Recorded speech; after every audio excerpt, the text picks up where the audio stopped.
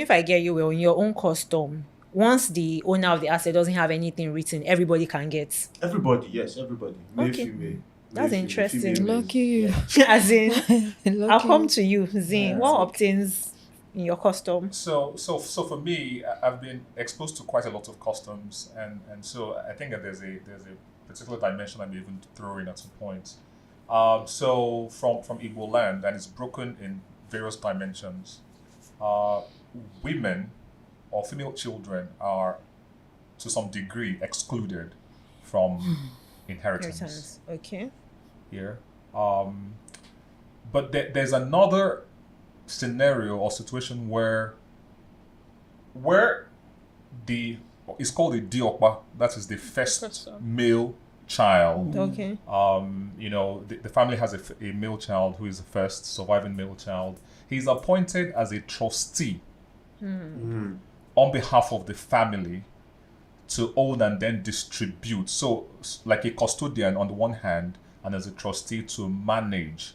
But of course, your guess is as good as mine that it will be subject to his whims, his emotions, his will. So one person is the custodian and the trustee. and his trustee. And then there's So nothing he's that the guides how we judge and he's distribute. the jury. Absolute power And corrupts. is Absolutely. Is the fund manager. It's the Yes, fund he's manager. everything. So you can wake up one day and say, that money we put for bank, you don't go. And that's the I'm not end. giving you Indeed. Wow, guys. that's But interesting. then how does accountability then play out?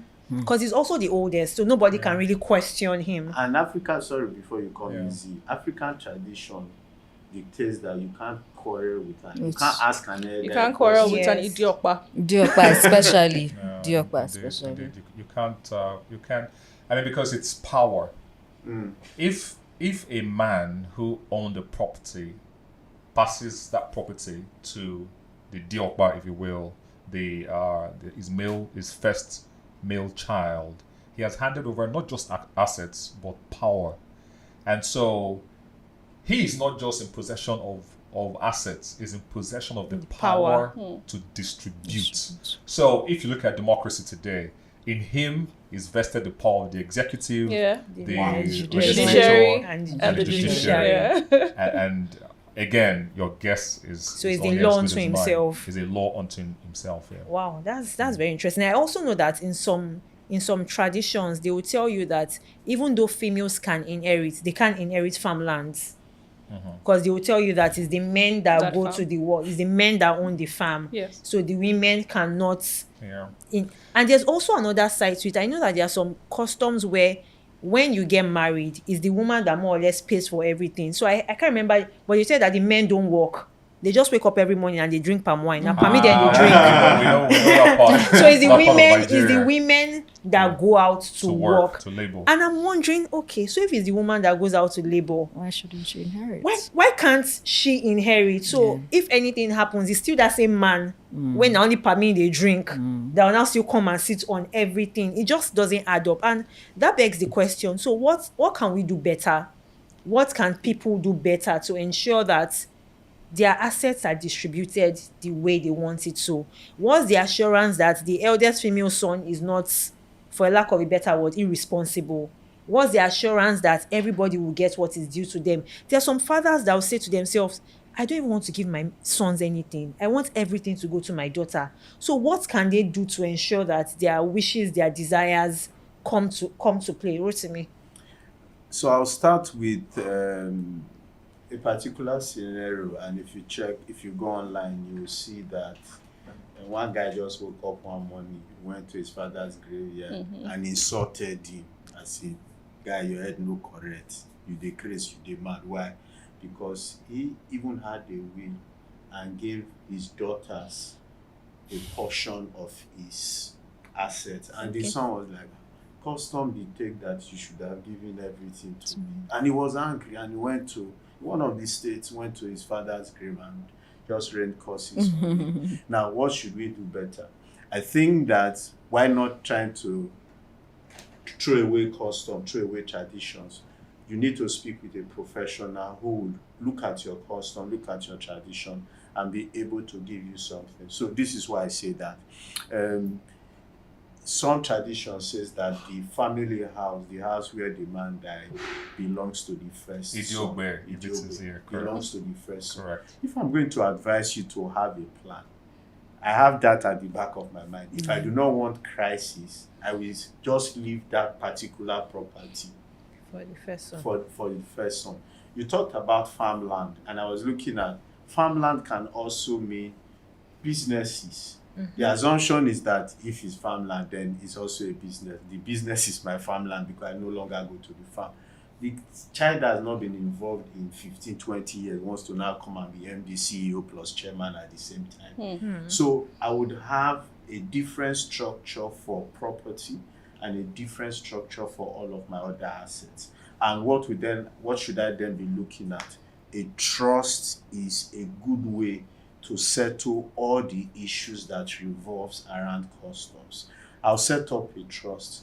Each child will get the benefit that I want each of them to get. Why is a trust is good? Because it's private and confidential. The male child might not know what the female child is getting. If I have businesses, I'll transfer my shareholdings to the trust.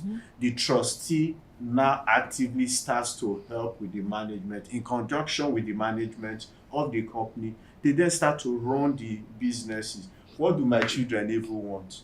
They want benefits. They want, if it's monthly allowances or quarterly allowances, they will get it. For me, that is the best structure to put in place. None of my kids are going to fight over ownership because none of them, at the end of the day, will own any properties. Very true. The properties belong to a trust.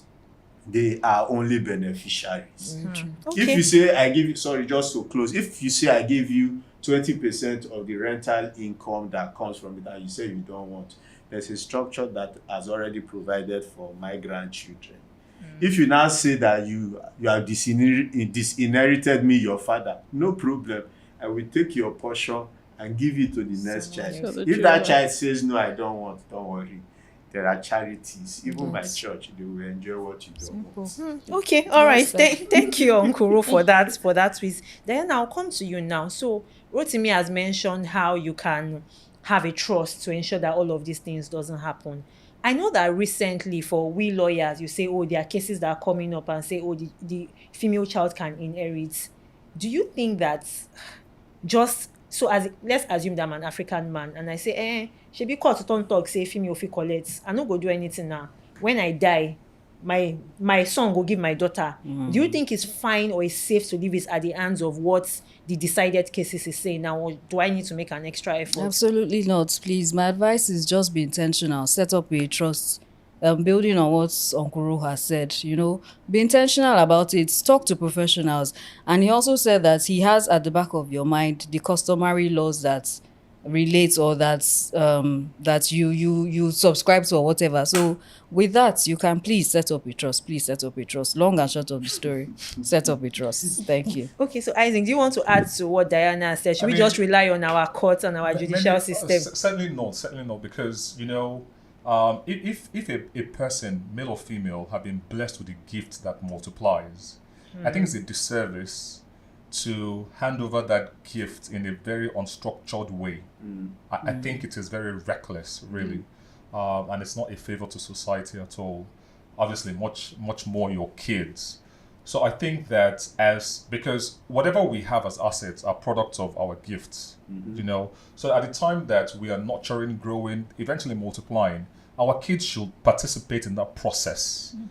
And so that we wouldn't even, because even if we have a trust, as we've seen, there are chances that if the testator wanted to preserve his family together, he may still lose it.